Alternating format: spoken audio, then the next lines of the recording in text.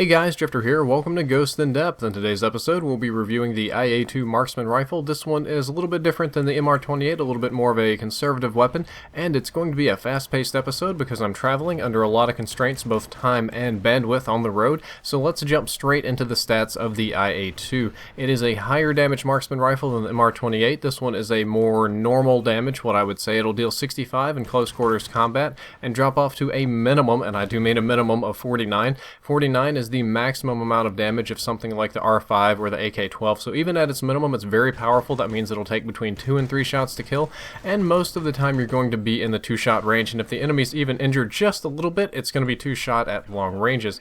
Of course, in hardcore that's going to be 1 shot anywhere, anytime. Headshots will deal 1.56x bonus damage, or 56% bonus damage, depending on how you want to look at it, and what that means is that you can get 1-shot headshots up to in close quarters, and that's up close quarters of this weapon, which is quite a long range. And speaking of range, we're skipping to that tab next.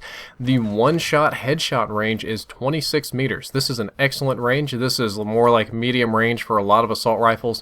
This is a very long range, so it is beneficial to go for headshots with this weapon. And the 2-shot kill range is 40 meters. That is an extremely long range, and outside of that, it'll be 3 shots to kill. So it's going to be 1 or 2 shots most of the time with MR28. They're going to have to be very far away for you to need more than 2 shots to kill.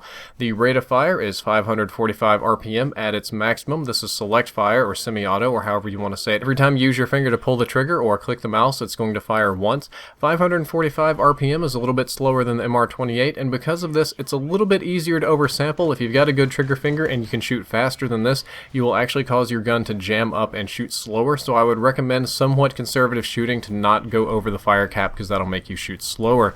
Because of its very high damage but somewhat limited rate of fire, I'm going to say it has a moderate to fast time to kill depending on your accuracy. If you are a very accurate player, you can 2-shot drop people at most ranges and kill them very, very quickly. Of course, the headshot's an insta-kill. However, if you're missing a few shots, your time to kill is going to drop off pretty drastically for each shot missed and go down to moderate. And if you have horrible accuracy, it could be slow, but you know, you guys watch my tip videos. I'm hoping you all pay. The recoil on this weapon is moderate. It's a little bit higher than what I would prefer, but I can adapt to it, and like all of the marksman rifles, you should know that you get lesser recoil with the default scope. If you like the default scope on this weapon, it won't kick quite as much. However, for the IA-2 in particular, I really did not like the default scope. I don't know why. Mathematically, statistically, it should be a very strong weapon with the default scope, but I just wasn't feeling it this time around.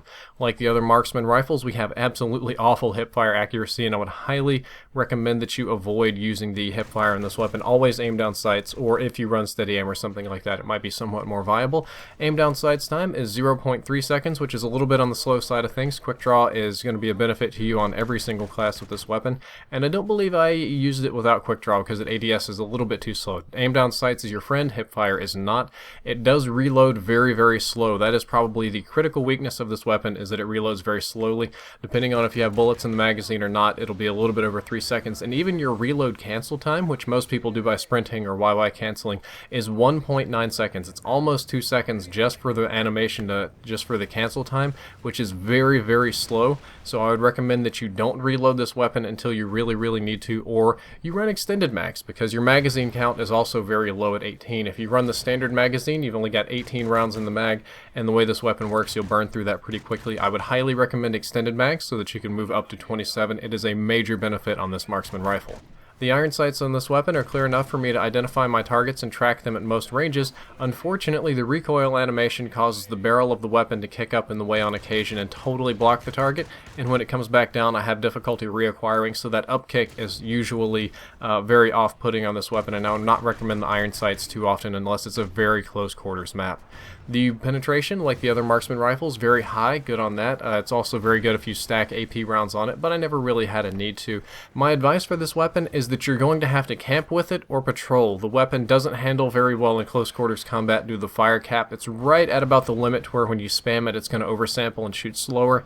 The iron sights aren't really that great for close quarters combat. I mean, I can do it, but it's not ideal. I'm really not feeling it.